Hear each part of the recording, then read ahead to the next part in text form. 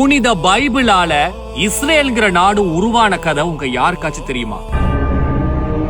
2000 வருஷமா அகதிகளா உலகம் முழுக்க சிதறி கடந்த யூதர்களுக்கு இஸ்ரேல்ங்கிற நிலப்பரப்பை கொடுத்தது புனித பைபிள்.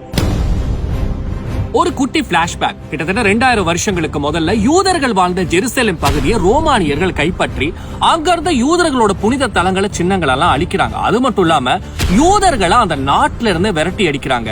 யூதர்கள் உலகளாவிய ரீதியில புகலிடம் தேடி சிதறி போறாங்க. யூதர்கள் அந்த நாட்டிலிருந்து விரட்டி அடிக்கப்பட்ட அதே நேரத்துல ரோமானியர்கள் அந்த ஜெருசலேம் அந்த நிலப்பரப்புக்கு பாலஸ்தீன் அப்படின்னு பேர் வைக்கிறாங்க. இப்போ யூதர்கள் பக்கம் வருவோம். யூதர்கள் ஐரோப்பிய நாடுகள்ல ஒவ்வொரு இடங்கள்ல தஞ்சம் புகுறாங்க. அது மட்டும் இல்லாம ரஷ்யா, மத்திய கிழக்கு ஆசிய நாடுகள்ல அவங்க புகலிடம் தேடி போறாங்க.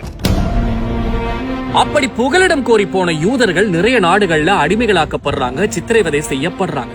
இப்போ பாலஸ்தீன் பக்கம் வருவோம். ரோமானியர்கள் ஆட்சி காலம் முடிந்ததுக்கு அப்புறமா அரேபியர்கள் அங்க குடிபுடுறாங்க. காலம் காலமா தலைமுறையா அவங்க அங்க வாழ்ந்துகிட்டு இருக்காங்க. கிட்டத்தட்ட 2000 வருஷமா இந்த மாதிரி யூதர்கள் உலகளாவிய ரீதியில கிடக்குறாங்க. ஆனா அவங்களால பாலஸ்தீன் நிலப்பரப்புக்கு போக முடியல. அப்படி போனாலும் அங்க அவங்களை யாருமே சேர்த்துக்கிற மாதிரியும் தெரியல. இது யூதர்கள் மத்தியில மிகப்பெரிய ஒரு மனக்கசப்பு உருவாக்குது. இந்த மனக்கசப்பு டேவிட் பென் கூரியன் அப்படிங்கிற ஒரு இளைஞனுக்குள்ள காட்டுத்தீ மாதிரி பரவிச்சு.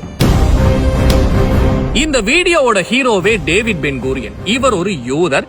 சின்ன வயசுல இருந்து இவரோட அப்பாவும் தாத்தாவும் புனித பைபிளோட சொந்த மொழியான ஹிப்ரு மொழியிலேயே பைபிளை இவருக்கு கற்பித்து கொடுத்தாங்க. பைபிள்ல ஆதியில இருந்து அந்த வரைக்கும் இவருக்கு எல்லாமே நல்லா தெரிஞ்சிருந்துச்சு. தங்களுடைய சொந்த இடமான பாலஸ்தீன் இருக்கக்கூடிய அந்த நிலப்பரப்புக்கு போகணும், ஜெருசலேமுக்கு போகணும், யூதர்களுக்குன்னு ஒரு நாட்டை உருவாக்கணுங்கிறது டேவிட் பென் கூரியனோட மிகப்பெரிய ஒரு நோக்கமாவே இருந்துச்சு.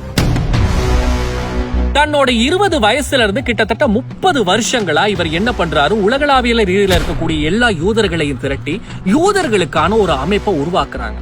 இப்போ அவர் பிரித்தானியர்கள் கிட்ட ஒரு விஷயத்தை கேட்க போறாங்க. இந்த கதையில பிரித்தானியர்கள் வர்றதுக்கான முக்கியமான காரணம் என்னன்னா, பாலஸ்தீன் நிலப்பரப்ப கிட்டத்தட்ட நூற்றுக்கணக்கான வருஷங்களா பிரித்தானிய ராஜ்யம் அவங்க கட்டுப்பாட்டுக்கு கீழே வச்சிருக்கிறாங்க. அதனால யூதர்கள் சார்பா டேவிட் பென் கூரியன் பிரித்தானிய ஆளுநர்கள் கிட்ட போயிட்டு எங்களுக்கு சொந்தமான இந்த பாலஸ்தீன் நிலப்பரப்புல ஒரு பகுதி வேணும் அப்படின்னு கேக்குறாங்க. டேவிட் பென் கூரியன் யூதர்களுக்கான நிலமா பாலஸ்தீனோட ஒரு பகுதி வேணும்னு கேட்டதுக்கு பிரித்தானிய ஆளுநர்கள் நகைச்சுவையா சிரிச்சு ஏளனமா என்ன பண்ணாங்களா, ஒரு கேள்வி கேட்டாங்களா. பாலஸ்தீன் அரேபியர்களுக்கு சொந்தம் அப்படிங்கிறதுக்கு ஒட்டோமன் சட்டமூலம் இருக்கு. இந்த நிலப்பரப்பை நாங்க ஆட்சி செய்யறோங்கிறதுக்கான எழுத்துமூல ஆவணங்கள் இருக்கு.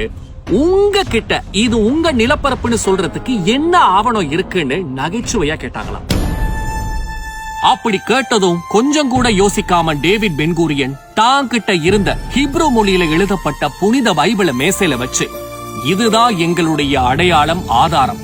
நாங்க இந்த நிலப்பரப்பை சேர்ந்தவங்கிறதுக்கான எல்லா ஆதாரமும் இதுலதான் இருக்கு. எங்க நிலம் இதுதான் அப்படிங்கிற ஆதாரம் முதற்கொண்டு நாங்க இங்கதான் எங்க முன்னோர்கள் வாழ்ந்தார்கள்ங்கிற எல்லாமே இந்த பைபிள்ல தான் இருக்கு அப்படின்னு தைரியமா சொன்னாராம். இதை கேட்ட பிரித்தானிய ஆளுநர்கள் அதிர்ந்து போனாங்க. அது மட்டும் இல்லாம புனித பைபிள் மேல அவங்களுக்கு இருந்த அதீத பற்று, அது மட்டும் இல்லாம ஒரு மரியாதையின் காரணமாக அவங்களால அதுக்கு மேல எந்த வார்த்தையுமே பேச முடியல. இந்த பேச்சுவார்த்தை நடந்தது 1937. அதுக்கப்புறமா இந்த பேச்சுவார்த்தை ஒரு புரட்சிய யூதர்கள் மத்தியில உருவாக்கி இருக்கு. டேவிட் பென் கூரியன் மிகப்பெரிய தலைவராகவும் மாறினாங்க. கடைசியில 11 வருஷத்துக்கு அப்புறமா 1948 இஸ்ரேல் அப்படிங்கிற ஒரு தனி நாடு உருவானது. அதனுடைய முதல் பிரதமராகவும் டேவிட் பென் கூரியன் மாறினாங்க. இஸ்ரேல் அப்படிங்கிற ஒரு தனி நாடு யூதர்களுக்கான ஒரு நாடா உருவானதுக்கான முக்கியமான காரணமா டேவிட் பென் கூரியன் 1937 பிரித்தானிய ஆளுநர்கள் கிட்ட ஏற்பட்ட வாக்குவாதத்துல அவர் காட்டிய புனித பைபிள் அப்படிங்கிறது மிகப்பெரிய அத்தாட்சியா மாறியது. மற்ற எல்லா நாடுகளும் சுதந்திரம் வாங்குறதுக்கு எப்படின்னா அவங்களுக்கு ஒரு சான்று இருக்கும், அவங்களுக்கான ஒரு புரட்சி இருக்கும். ஆனா இஸ்ரேல் அப்படிங்கிற நாடு உருவானதுக்கான மெயின் ரீசன் ஹிப்ரு மொழியில எழுதப்பட்ட புனித பைபிள்னா அதுல எந்த விதமான மாற்று கருத்தும் இல்ல. உயர்தர பரீட்சைகள் முடிவடைந்து விட்டன. உங்களுடைய அடுத்த திட்டம் என்ன? தேசிய மற்றும் சர்வதேச ரீதியில் நிதி மற்றும் கணக்கீட்டில் தொழில்சார் தகுதியொன்றினை பெற்றுக்கொள்ள இன்றைய AAT-உடன் இணையுங்கள். 2026 ஜூலை பரீட்சைகளுக்கான மாணவர் பதிவுகள் தற்பொழுது ஆரம்பிக்கப்பட்டுள்ளன. எனவே மார்ச் 10ஆம் தேதிக்கு முன்னர் உங்களுடைய மாணவர் பதிவினை பூர்த்தி செய்து எங்களுடன் இணைந்து கொள்ளுங்கள்.